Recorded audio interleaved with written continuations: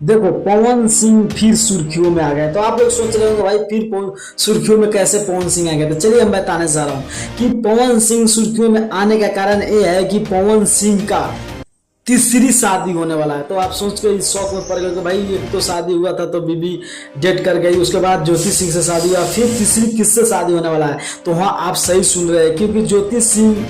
किसी से video call पर बात कर रहे थे, उसी में से एक क्लिप वायरल हुआ है। जो अंकल जो जिससे व्यक्ति से बात कर रहे थे उसको बोल रहे थे कि अंकल देखिए मेरा जिंदगी बर्बाद कर दी है पवन सिंह ने, बोले कि ना मेरे साथ रहते हैं ना ये वो, मतलब कि हावी जावी बात कर रहे थे। तो इसी वजह से पवन सिंह चर्चे में